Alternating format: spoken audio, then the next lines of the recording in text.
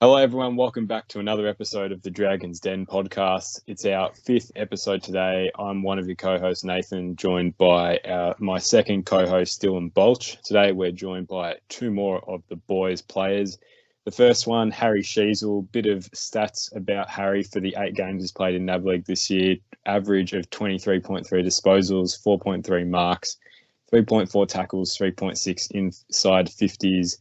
2.5 goals a game, and at the moment, as of round 13, 5th in the NAB League goals tally with 21. How are you, Sheez? Yeah, good. Thanks, Nate. Thanks for having me on, Dill. Appreciate it. Yeah, good to have you on. And our second guest is Cam Mackenzie, who has played 5 games for the Dragons this year, averaging 21.4 disposals, 3.8 tackles, and 4 rebound 50s. How are you, Cam? Going well, thanks, Dylan. Yeah, good to be here. Beauty.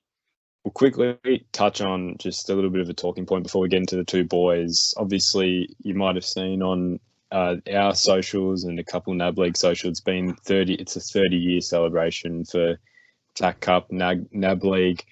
So it's been good looking back at a bit of history, having a look at a couple of old teams, old photos of a couple of the boys. And Dill and I have been talking to a couple of ex-Dragons players, coaches, which you'll see those pieces come out over the next, couple of weeks, talking about their stories and their time at the Dragons. So it's a nice celebration, especially heading into the back end of the year. But let's get into the last 2 games. So since the last podcast, there have been 2 games for the Dragons. The first one was round 12 in Ballarat against the GWV Rebels. The final scored 10-8-68, GWV to 13-7-85 the Dragons. It's a very nice stadium. Mars, Dill and I got to go down for the day. Very lovely place, and I can understand why they play a good bit of footy there. Very lovely stadium.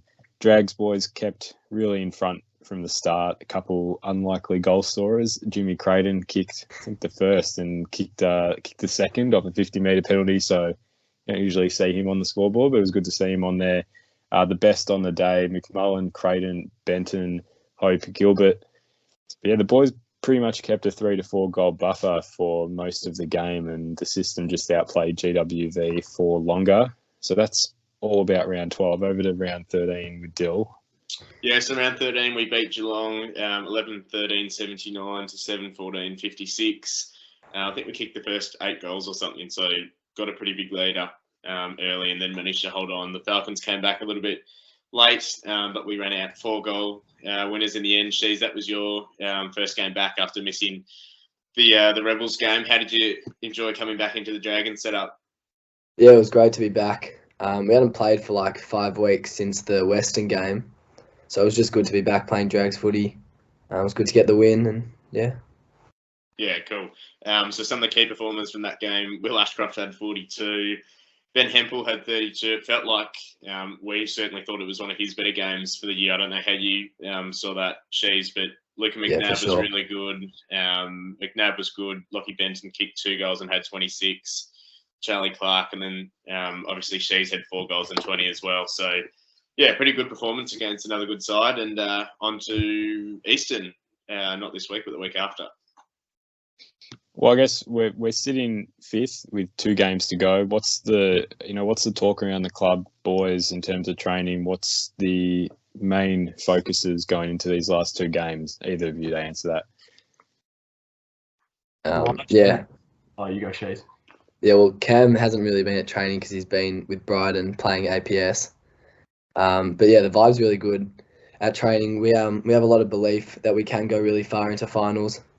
I think we've got a lot of players that have improved as the year's gone on, and like improved their, I guess, like prospect. Like Cam, obviously, has been so good this year. Hots as well. Like everyone's starting to play really good footy, and we have a lot of belief that we can beat Oakley last round and then go deep into finals. Well, let's move on to you two as players. And I want to, ask you, take me back right to the start, both of you, to answer this question. Where did your love of football start, I guess? Where did your junior careers start? Who were the key personnel along your journey? Take me back, both of you, and, tell the audience what it was like for you starting off as young footballers. Yeah, well, my my footy started back in Auskick. Started down at Beau Morris. Did sort of like the traditional route, like Auskick, and then under 9s all the way through to under 15s, which is sort of where school footy starts to sort of take over, as you can't really do the Saturday and Sunday. It just becomes a bit too much. So all mine down at Bowie, and then did all those the interleague programs, which a few of the boys, including Sheezel, would have done. So they were really good. Had some really good coaches, and which helped develop along the way, and that sort of just led into the Dragons program, which I've been with for now 3 years, and that's been a really good really helped me develop and progress as a footballer. You, Sheezel? Yeah, I'm very similar. Auskick as well, and then Ajax from under 9s through to 15s, including interleague as well, and progressed into Dragons. Cam, just whilst we're on the topic of your junior career, how have you found playing at Brighton in the APS competition? Yeah, this year in particular has been awesome. We're actually still undefeated, 7 rounds in, so it's been a very good year. Got a few rounds left though, and I'd say they're probably the more tricky games. We got Savs this week away, so that's always a pretty good atmosphere with their crowd. And then we got Scotch the week after, and then finished with the big game Caulfield, which at the moment is looking like it's going to be like the grand final, because they're also undefeated. So cool. How can you talk about the atmosphere a little bit for those that aren't, I guess, involved in the competition? I know some guys are in the AGS comp and others don't play school footy at all. What's the atmosphere like, and how big is the footy within the APS competition? Yeah, everyone loves it. It's some of the best footy that I've played in terms of enjoyment. You get to play with all your mates and represent your school, and it's not just the footy community, it's also the other kids that don't necessarily play. They just love coming down and supporting the school and getting around everyone. So especially this year. Last year wasn't as good because of COVID, and this year's been awesome. We've had some big crowds. Haileybury's one that comes to mind. We played them at our ground, and had a really good crowd. Both teams had a good support crew. So it's just awesome. Yeah, cool. Sheezel, we want to touch on your Jewish heritage background. A lot of people talk about it, and I think it's inevitable is going to come up in this episode. I mean, tell us about what it means to you and sort of growing up with a Jewish background, how that's incorporated into your football, your journey. Tell us how you've experienced that, because, not a lot of, and it's been talked about, not a lot of AFL players at the moment. There's not a lot with a Jewish background. So it is a lot of people interested in your journey. So tell us about that since you began football. Dill warned me about this earlier. Yeah, so I obviously born Jewish, and then I go to a Jewish school, Mount Scopus, and I've gone there my whole life. Played Ajax, which is the only Jewish football club, and the main thing is it's just it's a really big community aspect. The Jewish community, everyone's really close, everyone really knows each other. So the one thing I've noticed probably as I've progressed to a higher level is probably how supportive everyone is. I guess, have you become a better footballer and a better personality around people because of that difference you have and that ability to have something to talk about with people and, teach people about your culture? Because I think it's something not a lot of people understand, not a lot of people, care about, and it can, people can be quite insensitive about, with Jewish people. So has that affected the way, you are around groups? Not really. I think I've never really experienced anti-Semitism ever really on a footy field or anything. And at Drags, everyone's so supportive of it. I feel comfortable now. Probably early on, I was probably a bit not scared of people knowing, but I didn't really speak about it and didn't want it to come out. But now I just speak about it. It's fine, and everyone's so supportive, and they're actually interested and want to learn about it, which is pretty cool. well, someone who loves to learn about it, Luca McNabb, and Yeah. I haven't put this question down, but he did ask a question. She speaks some Hebrew for us, but Yeah. I will not make you do that on the podcast. Oh, Is he the one that bugs you the most about it? Yeah, for sure. He asked me to teach him a few words, gave him a few, and he didn't shut up for a couple of weeks. But yeah. Who's the bigger pest out of he and Charlie Clark, would you say, boys? Oh, Clarkie, 100%. Yeah, they're different types of pests, but Charlie's probably worse. Oh, gold. We'll move on to, I guess, your progression through the elite pathways, for want of a better term. How did you both sort of come into the Dragons program? Yeah, so sort of led on from the interleague programs. So yeah, we did them for 3 years, and then we sort of started. I think they called it the Next Generation program. Which sort of just led on from that, and then there was sort of like a few trial matches, which picked the initial squad. And that was back with Jacko in the under-16s, and I think that was the year that first year was when COVID hit initially. So that was sort of an interrupted season, but yeah, it sort of just continued after the interleague days. Yeah. Just to cut in there, Sheez, I know you've spoken about your under-15s interleague time there, where you didn't make one of the teams, and how that sort of, I guess, sparked a fire for you. Cam, have you had any experiences throughout your footy journey where you've had a knock back and then sort of made you want something even more? Yeah, I think last year, initially making that the Metro side last year was a big achievement for me, and it's probably the biggest of my career so far. But then at the end of the year, they picked like a squad of 15 to start the Metro the following year, and I wasn't picked in that, and that sort of I was a bit disappointed with that, and that sort of, I guess, did spark a bit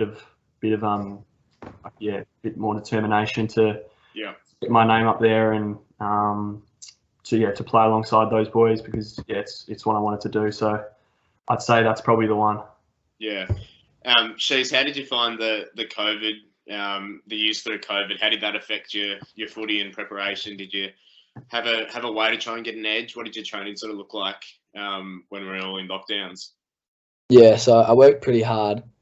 I probably worked too hard because I got stress fractures in 2020 from overload. So yeah, I was probably just running too much and gymming too much because I had so much time on my hands.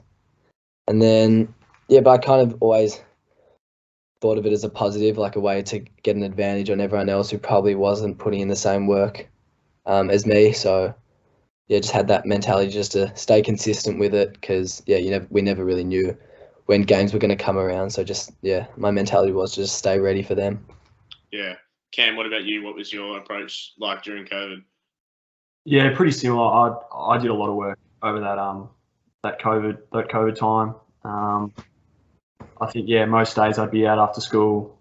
Doing something at least, whether that's gym or running or just going for a kick.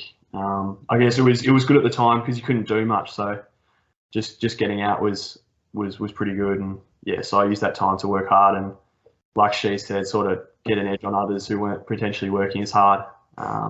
So I quite enjoyed the training myself. Who would you both say are some of the key figures, either it can be through your juniors, but at the Dragons, that have really helped you along your journey?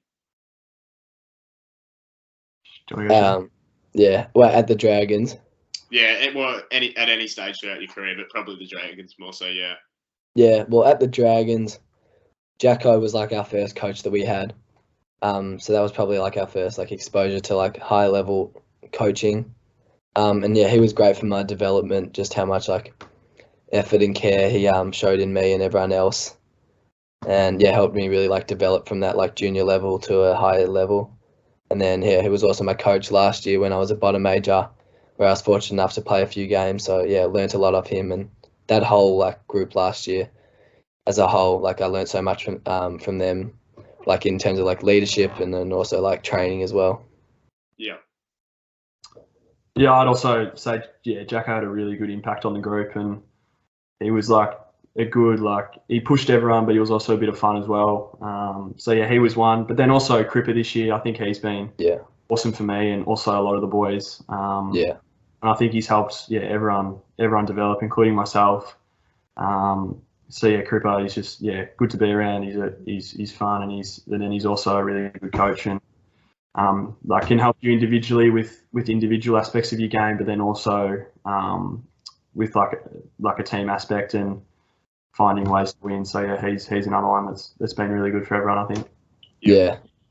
Cripper just I think speaking to everyone's just so comfortable when they're at Dragons and just feel like they can ask him anything and be themselves, and I think that's really helped us on game day as well. Yeah, for sure. What would you say some of the things you took away from the group last year? I think we had 12 drafted from that crew last year, so a record for the AFL. What are some things you took from your time with those boys last year that you've sort of tried to implement this year with some of the new guys coming through? Yeah, so definitely that leadership. They just because there was a few lockdowns in between the season. They were so good at staying connected during that, doing Zooms online. We did some quizzes and that, just to make sure everyone's still involved. And they also checked in on a few of them, the leaders, checked in on me a lot during that, just to making sure I'm staying committed, and also I'm okay mentally. So they actually cared about me as a person, and that's something I've tried to implement this year through pre-season, just to care about people as a footballer, but also as a person. Yeah. To show interest in them and build relationships. Yeah, I probably wasn't there as much as Sheezel was last year with school footy and that. But when I was there, you could definitely tell that everyone worked hard, and those 12 in particular, you don't get drafted without working hard. So I think we've taken a bit of their intent and stuff at training, and sort of try to bring that along this year, and drive the standard, and because I think that doesn't only help yourself, but it also helps others improve as well, which ultimately makes the team perform better. So, and that's what we're trying to do. So yeah, I think that's another one. Yeah, cool. What are both of your goals, I guess, for the rest of the Dragon season? Well, I'd love to win a flag.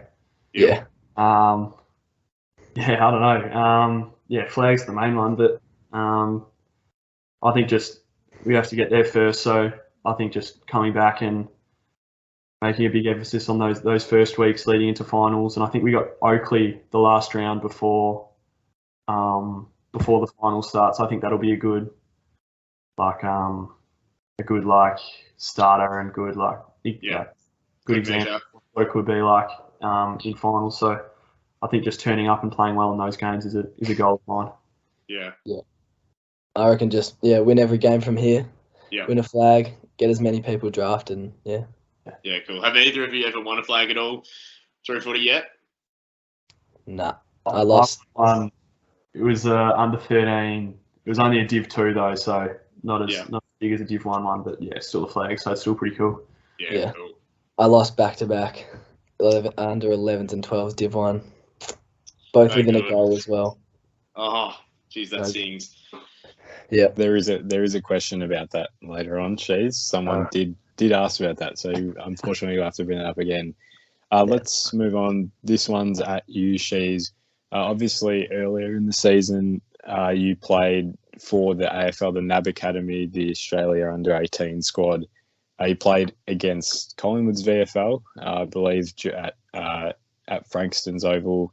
Tell us about that experience, because not often you get to play with the best from the country, and I guess you both have had experience with just state rep. But what was this like in terms of a coaching standpoint? How you were being coached in terms of your development, and even the game itself? Was that a big shock in terms of bigger personnel? Moving into a more professional environment. What was that like for you, Sheezel? Yeah, well, just the experience as a whole was really good, and I learned so much from it.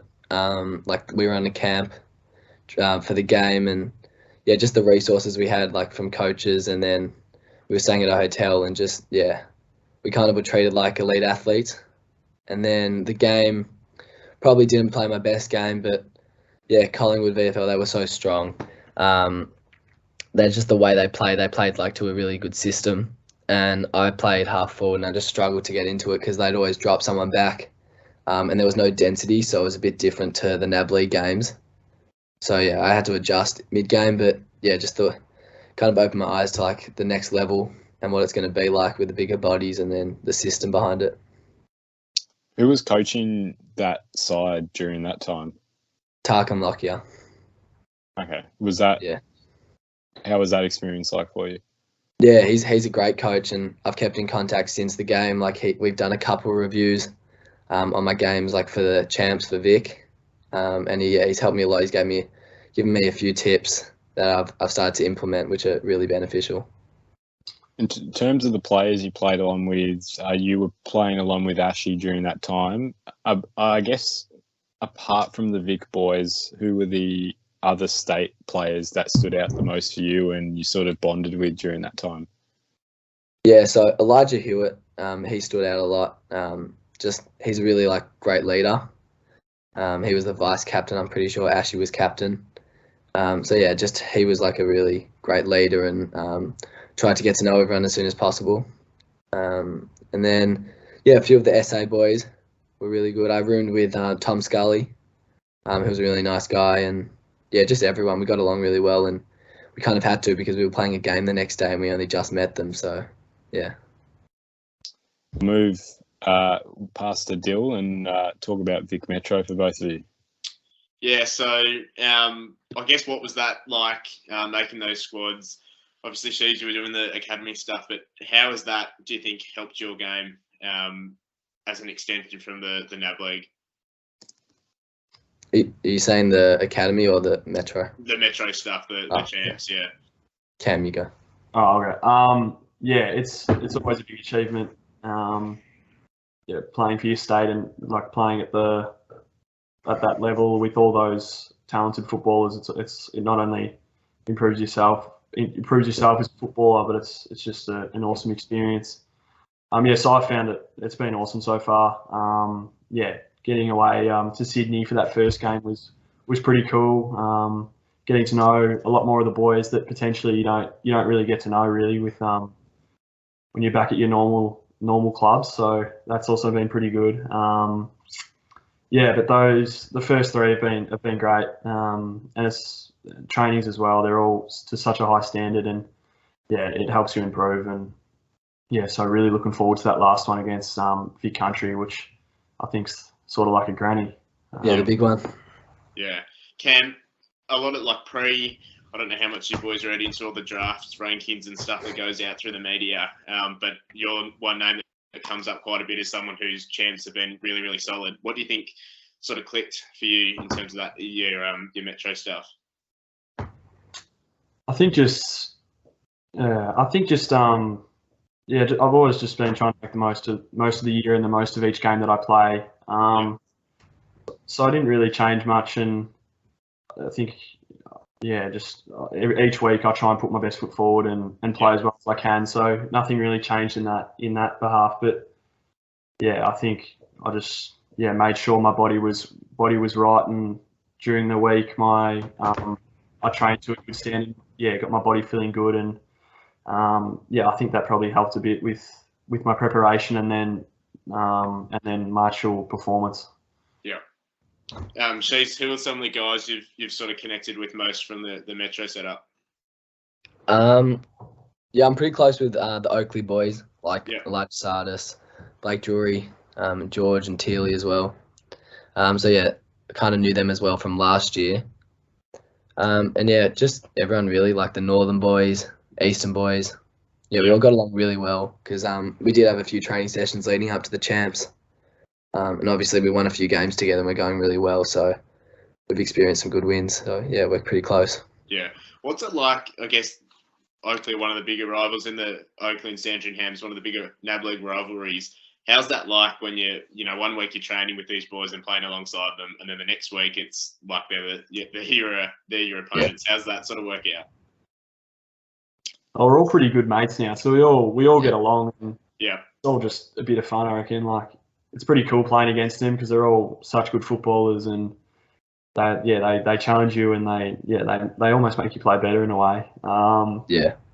So yeah, it's pretty cool. Just playing with them, and then also playing against them. So it's enjoyable.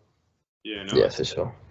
Cam, we'll look back into the Next Generation Academy that you're a part of. How did that come about? Is it through your mum? It's actually Dad who's born over there. Mum was born in Canada actually, so she grew up in South Africa, so that's how I'm involved in that. Yeah, cool. What does that sort of look like for you? How is that?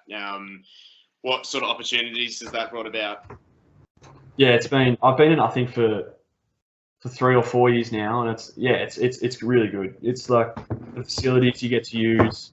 I guess we use it for Dragons as well now, but when I was a bit younger, it was so cool, and getting to go in, and the head coach is Nick Dalsano, which was pretty cool, and he gives out a lot of tips, and I think helped me quite a lot with my footy.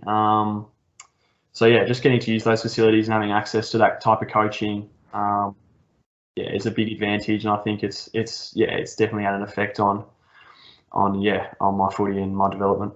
Yeah. Are you in touch with your South African heritage, or not really? No, definitely we are. We don't get over there very much. I think the last time we were over there was the end of 2019. But yeah, definitely still in touch, and it's good to chat with them over the phone or over Skype, and just see what they're up to. But yeah, still in touch. Yeah, cool. I guess just one more sort of talking point before we move on to the fan questions. I just wanted to ask you two more about the whole thing about draft prospects and all, draft rankings. I wanted to know your thoughts about, how you approach these sort of things, because obviously you two are high profile players. You've been talked about, within the top 20, top 10. Does this change the way you go about your football? And I guess the obvious answer is yes, it doesn't change. But do you enjoy hearing these type of things? Does it motivate you, or do you sort of like to keep it quiet and just sort of push it away to the side? I think I definitely look at it. I've stopped, the more as the year goes on, I've tried to look less and less, but I think most people would look. And I kind of use it as motivation, because you can always improve. Obviously we're not one, so you can always compare yourself to others and see how others are going, and then you can compare yourself to them, and it kind of motivates you to maybe try some new things, or show that you are different to others, and show your strengths. I'm just similar to Harry. I think a while back I was looking at it quite a lot, and it is motivating to see what they're saying about you, and what they're saying. So but I think recently I've sort of just gone out and played my own footy. I don't think it affects how I play. I think no matter what anyone's saying, I'll still try and play the same way. So it doesn't really affect me very much, and but it can be good. It's good to look at sometimes. No matter what, you're still trying your best and working hard and want to play your best every game, so it doesn't really affect how we go about it. Who do you think you both model your games off? Sheezel, I know you've been compared to Stevie J, who I hadn't picked that as a similarity. I've gotten so many over the years. I can't keep up. So hard. Who do you go, I think my game's a little bit similar to him? Or I always grew up, because I was a midfielder growing up, I always thought Scott Pendlebury. And I used to get that a lot. But then, as I transformed more into a forward, I got a lot of Toby Green early. And then, I don't know, there's so many forwards that you can get compared to. So I guess all of those guys. Like to be my own player and a bit different. So I think I offer different stuff, but I'll take whatever. Everyone in the AFL is pretty good. So Exactly. Cam? I've got a bit of Callum Mills recently. Looks like him as well. I was going to say, I reckon the number 14. This bloke looks like both Callum have Mills. the same number as well. But I don't know. I just love watching all the the top players and just trying to replicate what they do and what makes them so good. So yeah, I love watching like Christian Petrarca and Clayton Oliver and the way they combine with each other and are so explosive out of stoppage and yeah, just win the footy. So they're two I think I really enjoy watching. But yeah, like Sheezel, I don't really try and be my own player and yeah.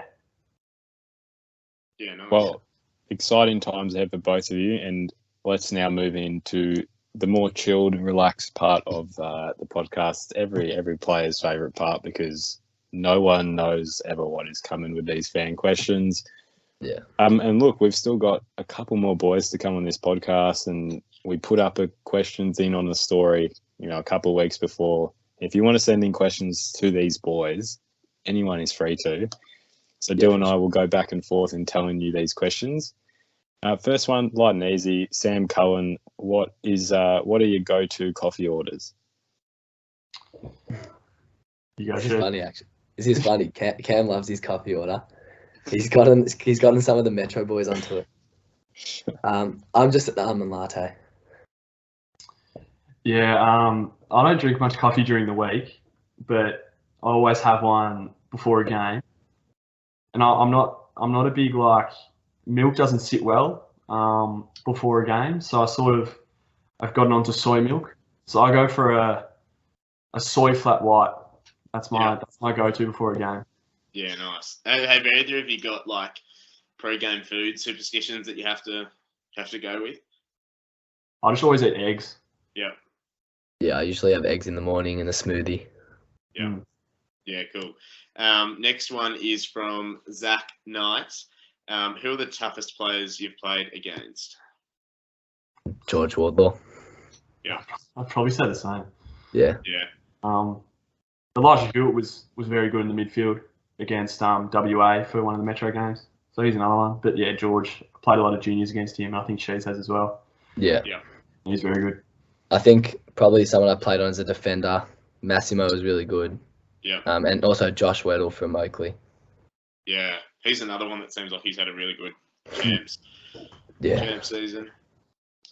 Next question. This is the one, Sheezel said you probably dread Chilcott78. So I don't know if you know this person, but no, I don't know. They asked, what do you remember of the under-12 Division 1 grand final? Yeah, I'm not sure who that is. He probably played against him. But, yeah. What?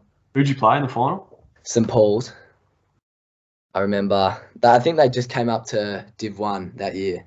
And we lost the previous grand final by 2 points, and we were up.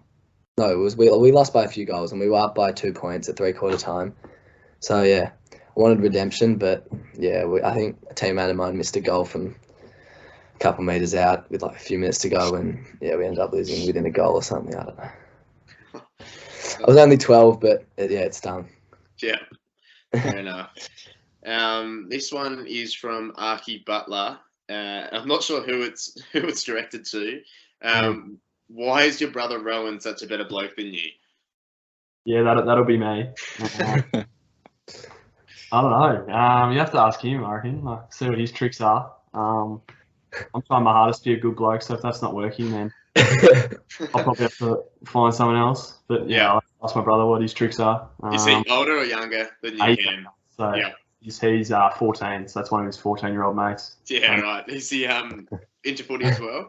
Yeah, he's actually he's a freak. Yeah, I watched a bit of him, just not much, just a couple of my brother's games, and yeah, he's very good. Yeah, cool. I mean, this person always turns up on the questions. Archie Roberts himself, and he has asked today, why does Sheezel have the worst boots at the club? I don't know why he keeps asking that. He asks it every time. He's up there with Clarkey, biggest player. Yeah. No, he's number one. He's number one. He's right up with Clarkey, I reckon. I actually heard the other day, Clarkey actually said to Cripper, this guy's worse than me, so... Yeah. No, I agree. Robbo's still got another year, so Cooper's got to deal with Robbo for another year. Yeah. What boots do you have, Sheezel? They just give me shit because I think I have 10, 11 pairs. It's probably brand deals and stuff that can't mention. I actually lost a forfeit tonight at training. I have to give Cripper a pair of boots signed. Oh wow. Oh, So I don't know. yeah. I What got to happened? choose West Pair. How did you lose? What did you lose? Well, we were doing a drill, and he asked me how many I reckon we can kick in a row, and I said 8, and he said if you don't, you got to give me a pair of boots. And Luke McNabb just shanked a kick, and yeah. Yeah, Also, right. Huh? it's not even your fault. Yeah, no, so annoying. But it's all right. I'll give him a pair. He deserves it. He needs a new pair. This one again, I'm not sure who it's directed to, but I'm gonna hazard a guess and say that it's you, Cam. Tom Howden says, "Is it true that you call yourself the king of the SB?" Oh, I can tell you for sure that's never come out of my mouth. I believe Benny Hempel goes around calling himself that. Yeah. Yeah, right. I just got the name mixed up. So I think whoever this Tom Howden bloke is, I think he's looking for Benny Hempel. Yeah, right. We'll have to ask Benny about that when we get him on. Yeah, over to you, Nate. Ethan Williams, another one of your teammates. Who runs further in the game? I don't know. I don't know. Sheezel, you're a pretty good run. I don't know. I usually cover 11.5, 12. I don't know. Yeah, I'm about the same, to be honest. Yeah, 12. We do have that data somewhere, but Yeah, maybe Yeah. that's it. Do some Yeah, averages. It's Yeah. ask the I'll give it a question. bit of time. Yeah. Heath can do it if he wants. Mitch Ryan says, if you were to be any animal, what would you be? Jesus. That's another one of my mates. I'll go first. Maybe a dog. A dog would be all right. You just sit around all day and then just get attention and get fed. So that sounds like it wouldn't be too bad. Yeah. What type of dog? I reckon I'd go a golden retriever. Yeah, that's a good call. It's a fair call. Yeah. Yeah, I'd say that, or I don't know, something like a lion or a cheetah. Yeah. I'm not that fast, so a cheetah would be good. And last of the fan questions, and yeah, again, I mean, I think this is at you, Sheez, but he's Remy Spicer said, "What's your least favourite subjects at school? Is it religion and society?" Yeah, for sure. Yeah. Cam, what about you? Oh, it has to be English. English. Oh, English is up there. I only do 3 subjects, but yeah. 3? Yeah. Jeez, mate. What books are you studying for that at the moment? English. Yeah. I'm doing. First one we did was Woman of Troy. Yeah. Second one was Things Fall Apart, and the third one is Ransom. Yeah. So it's a lot of Greek mythology, which doesn't sit well with me. Yeah. Not quite your forte. Don't get it. Yeah. This is my brilliant career. I'd love you to tell me what's on it. That looks like it hasn't even been open once, jeez. Yeah. I watched the movie, but Yeah. We'll be right. I had mates who they went for audio books. Apparently these days you can get them in, put it in the car as you drive somewhere. And Yeah. feels like you're actually doing something. The most recent one. I actually left the book at school over the holidays. Yeah. So I didn't really have a choice. So I just got the audio book and threw the headphones in. And I reckon looking back, it's the better option. Yeah, right. Good shit. On to the last segment. Yet again, Dylan and I will go back and forth, this or that. Basically, Dylan and I will give you 2 different things, and you basically choose the one you'd rather prefer. I'll start off: a beach or a snow holiday. Beach. Big cut. What was that, Nate? I just said clear cut answers from both. Oh, yeah. Mark of the year or goal of the year? It's tough, actually. Goal, I reckon. Yeah. I reckon I'll go Mark. Ooh, bit of controversy. Yeah. Are you going to pack Mark Shees or a one out? Just stand on someone's shoulders? Yeah, stand on someone's shoulders. Yeah. Love And to Cam, do are you that. going a running goal from 50 or something in the pocket where you throw it in the boot and it goes in? I'm going like a Josh Dacos on the weekend. Yeah, right. That's pretty sick. Yeah. I reckon he's got that in the bag, to be honest. Next one. I guess you boys haven't played a lot of night games, I'd assume, but night games or day games. But even, I guess, playing and watching. Which one would you prefer? Watching, definitely night. Yeah, playing day. Playing day, though, yeah. Yeah. I don't think I've ever played a night game. But yeah. I played one. Well, I played the Dandenong one. Didn't go well. Pizza or pasta? Pasta. Yeah, probably pasta. What's your go-to pasta? Are you going at spag bowl or a carbonara? What's the spag bowl? Choice? Yeah. I'm a big fan of pesto pasta. Yeah. But, yeah. I'll want to add some meat as well. So add some chicken to some pesto pasta. I reckon that's probably one of my favourites. Yeah, it's actually a good shout. We've got here English or math, but Math. the question now is Math. obviously we did this before. You've said what you've said before. I guess I don't even have another one. But why math? Well, look, if the answers are math, what's your favourite part of math, even if it's not even that good? I love that like algebra stuff. Like solving for X stuff. Yeah. I don't know what that's called. I think it's called algebra. Yeah. Simultaneous equations, I don't know. Yeah. Simultaneous equations. Love it. And the last one is Instagram or TikTok famous. Instagram. Yeah. Yeah. Don't use TikTok. Who's got the best social media game of the Dragons boys? Oh. I think Ashy loves a post. Yeah. Well, he's got like 10,000 followers or something. Yeah. He's got a fan base now, so he's got fan pages his baseline's basically a fan page. Yeah, true. Oh, you're not. Nah. And who's got the worst? Who posts and you go like, "What are you doing, dude?" I don't know. Yeah, I actually don't know that. Maybe Jimmy. Yeah, Jimmy's had a few questionable posts over his time. Yeah. Couple of boxing ones. Do you remember them, Sheezel? Yeah. The COVID ones as well. Yeah. Yeah, right. Not sure. Jim on the grind.